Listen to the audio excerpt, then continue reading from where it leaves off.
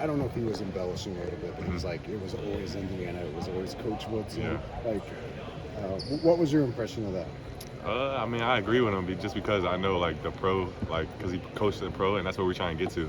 So he knows like everything it takes to get there, and so we just got to keep building.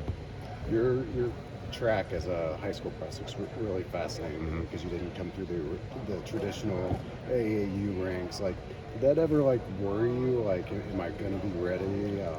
That kind of stuff.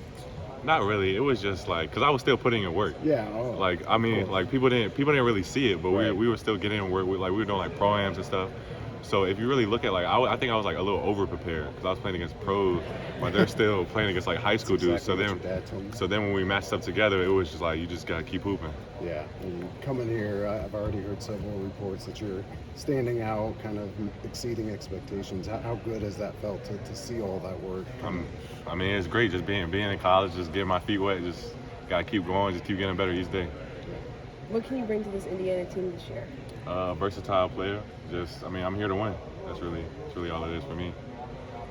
When you come in this offseason, you follow another McDonald's All-American the year prior, Mackenzie Mbako. Yeah. How have you kind of noticed him kind of take you under his wing a little bit? I mean, that's my matchup every day. So it's like we get each other better each day. I mean, he builds off what I give, like how we play, and I build off what he does as well. So we just get each other better. That's really it. Some friendly competition in practice. Yeah, exactly.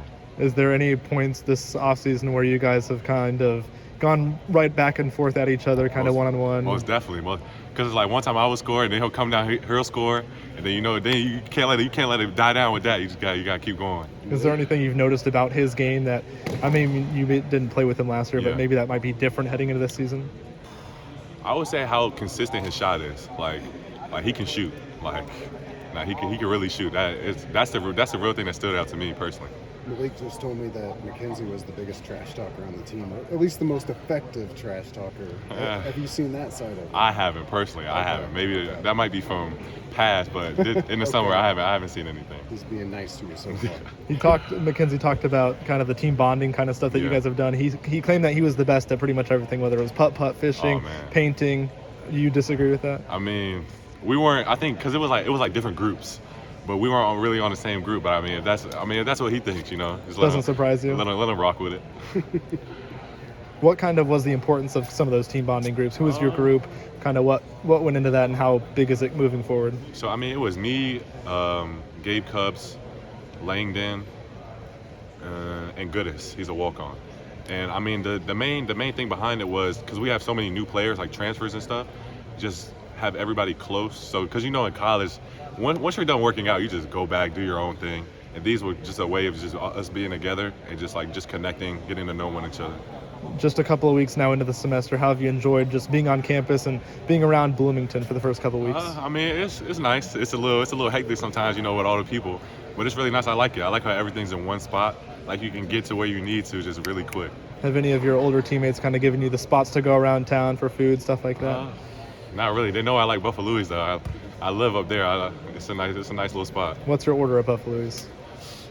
On like a simple day like today, I would just go in at like 15 boneless wings, sweet barbecue. Just nice and simple, Where are you at with your three-point shot? Like, how has it translated to this level in practice against this level of competition? Good. I mean, it's nothing wrong with it. I know people love to talk about it, but it's never been anything wrong. Like in high school, like I was known as a shooter, so it's like when all the little allegations and all that stuff was coming out, I was like, you just gotta run with it. But nah, it's definitely been good. Just getting my feet wet, still just learning each day, just continuing to get better. So would it be fair to describe you as a 3-level scorer then? Yes, I mean that's how I would describe. Like if you would have asked me how would you describe, I would say that personally. Bryson, it seemed we heard your name, I think, a couple of summers ago in terms of Indiana recruiting you, but it kind of seemed to come out of nowhere that you ended up here. What was kind of going on in terms of your recruitment towards the end there, and how it came to be that you ended up here? So it was here in the G League. So we were really focused on the G League too. So it was like when that obviously got disbarred. So it was like this was like boom, number one choice. Because both of them, it was kind of like 50-50. Because you have pro coaching staff here, and then you obviously know what the G League is like. You go there, you're a pro at a young age. So it's like, So those were the main two, and then when that disbarred, this was boom, right then and there. What was it about the visit that kind of convinced you that this was the place you wanted to be? I would say the culture of Indiana, just in general, the coaching staff. Like I can see like their connection, like they were real genuine. So I really like that personally. What is that culture of Indiana basketball? I mean, it's literally a winning culture, but it's like, I mean, obviously this year we think we're gonna bring that back, do big things. But I just like the connection the coaches had, even just with one another. Like how they would talk to each other. It was a real good bond they had. One of the coaches that has stood out when talking to players is Cliff Marshall. Yeah. What have you noticed from him this offseason? How important has he been for getting you acclimated? I mean, one thing I know, he's always positive. Like, it's never been a day that he's been negative. So I really think people need to learn from that. Always positive. Thanks, Bryson.